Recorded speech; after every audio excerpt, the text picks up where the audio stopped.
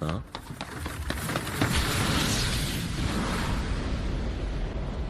Hello everyone, I'm Cheese and I do hope you're all doing great today. I need a better intro. Regardless, Lycoris Recoil, the cutesy crime-stopping, coffee shop-keeping, happy-go-lucky slice-of-life anime original take on John Wick-style gun fu action featuring a secret government organization and teenage anime girls fighting terrorism that took the summer of 2022 anime season by storm, is really pretty damn good. And now that what I suspect will be the first of many seasons is drawn to a close, I can finally do a proper review of it. Usual spoiler warnings apply if you haven't seen it yet. From that brief description, the show might sound a little bit confusing, and it kind of is. But at the same time, this world created by Asura really has a little bit of something for almost everyone, unless you like really strong antagonists that make sense.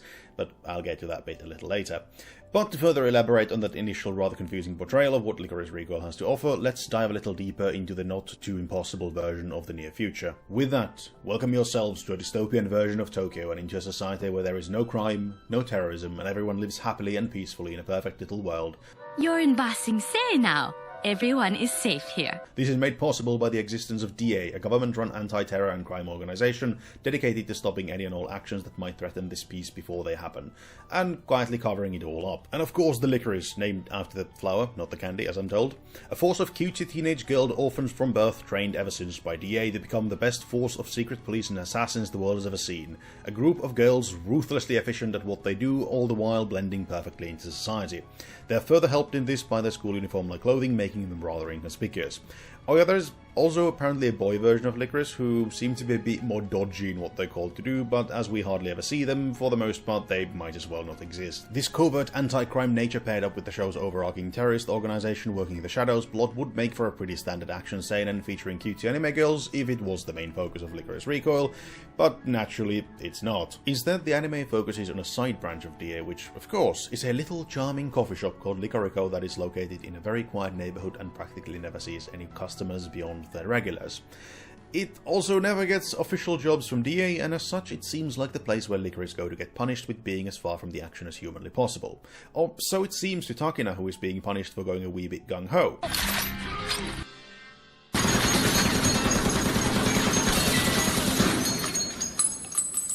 But not all is as it seems. The store is also a home to the second heroine of the show, Chisato, who just so happens to be the very best the Lycoris have ever had amongst their number. The overarching story as a whole is pretty standard stuff for an anime like this, and honestly it really is nothing to write home about. The entire story just kind of exists in the background and really contributes very little in regards to how entertaining the anime itself ends up being. And I'd go so far as to say that the more story-heavy segments are some of the weakest you'll find in Lycoris Recoil.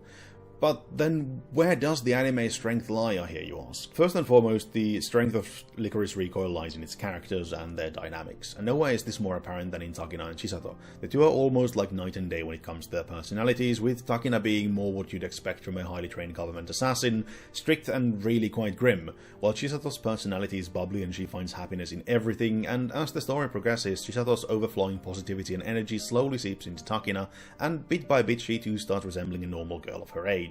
And it's really all very sweet.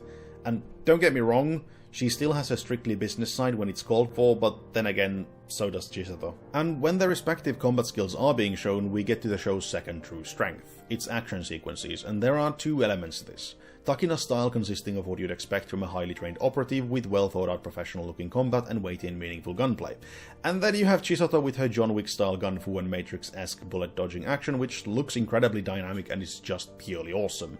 Even if the stormtrooper aim of some of the enemies is slightly distracting every now and then. The action is further helped by the sound design of the gunplay, which is meaty and solid. Of course, still far from real gunfire, but easily some of the best combat sound design in an anime I can remember off the top of my head. And when there is no super high-octane, vaguely realistic combat sequences, the anime turns to an incredibly sweet and charming teenage girl slice of life, with them going shopping and the aquarium, working at the coffee shop all the way from the usual serving customers to delivering coffee, and eventually even living together. These segments show how the girls slowly grow closer and develop a genuine friendship, and the new arrivals to the shop find their place in the close-knit family that is the staff and regulars of Licorico, and as the store closes, although be briefly towards the end of the show, the feeling of loss is almost tangible. But time for some downsides. Beside the lackluster story, the one major criticism I have of Lycoris Recoil is its antagonists. There are really 3 of them in total, and if I'm being completely honest, none of them really work all that well, and when a robot mask-wearing hacker with a serious Napoleon complex, whose entire motivation is to become the best in the world, is the villain villain that makes the most sense,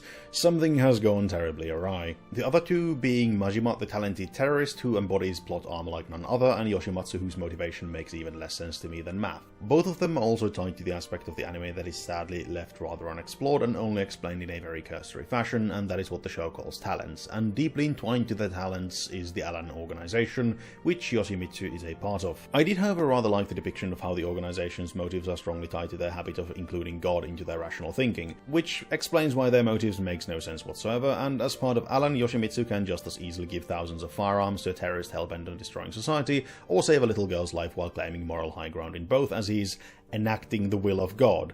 And in typical religious fashion, the will of God, as they refer to it, is their own interpretation of something the existence of which they can't explain, such as talents. Talents are essentially superhuman abilities such as Chisato's Neo-style bullet dodging and Majima's echolocation. Apparently these talents exist randomly in people, and the Alan organization aims to do their best to make sure the people dedicate their lives to the talents they are given, because they're a gift from God.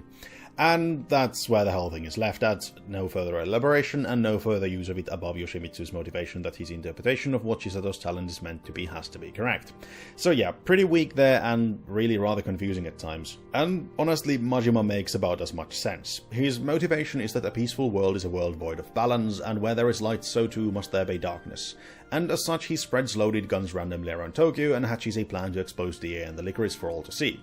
Still, not quite sure why the people would actually care if their government is protecting them from potential terrorists and suddenly take up arms against them, but sure, I guess. But coming back to the aforementioned Yoshimitsu's reading of Chisato's talents, which he believes is meant for taking the lives of others, and as such Lycoris Recoil has a strong focus on the morality of killing, with the Lycoris's best opting to use non-lethal bullets that somehow pierce through car doors like paper but are magically safe for any biological targets, which might stretch the imagination a bit, but hey. Not only does Chisato refuse to kill, her morality's slow effects on Takina's stance on killing is done in a way that is somehow engrossing, as she too slowly starts to appreciate human life like her companion does. And while the antagonist's motivations may be questionable and messy, Chisato's love for life is extremely well thought out and charming, as she herself nearly died as a child only to be saved by another, and is still living on borrowed time. On top of that, everything in the show is beautifully animated, with Studio A1 really hitting it out the park with their execution. The action is dynamic and fluid, and not once does the combat get messy in a way that following it would be difficult. And while the flow of action is gorgeous, the peaceful sections look wholesome in their style. Not only does the light soften, the color palette changes to reflect the atmosphere of serenity that exists within places like the coffee shop or Chisato's homely safe house. So in conclusion, Lycoris Recoil is probably the best show of the summer season. It took the whole world by storm by simply being a fun anime to watch. It's not a masterpiece in any regards, but instead it takes two of its primary elements and executes them as well as humanly possible. Sure, there is plenty of room for improvement, especially in the story department, with some elements left practically unexplored and others making very little sense. But at the same time, story really isn't everything, even in an action anime, and even with severely lacking one, you can create something that people will love. I'd rank the show 7 out of 10. It was thoroughly enjoyable with some of the greatest moments in an anime in the entirety of the summer season, but not everything was quite up to par. Even if it didn't take away from my enjoyment of Lycoris Recoil, it was still noticeable, and especially the less than stellar antagonist stood out when compared to the main characters. In terms of giving the show a try, it's important to keep in mind that the first episode is honestly not all that great. The pacing is kind of all over the place and everything is a bit of a mess. But all the best elements are still there, just know that those better parts get even better and even more prevalent, and it really is a ride worth getting on. And finally, leave your thoughts in the comments below and let me know if you agree or disagree with my verdict. Did you fall in love with the charming Lycorico, or was it all too sweet for your taste? If you like this, like it, dislike if you didn't, subscribe if you're new, and check the links in the description if you want to engage with me outside of YouTube. With this, I have been Cheese, and I hope to see you next time with more anime goodness. Ta-ta for now.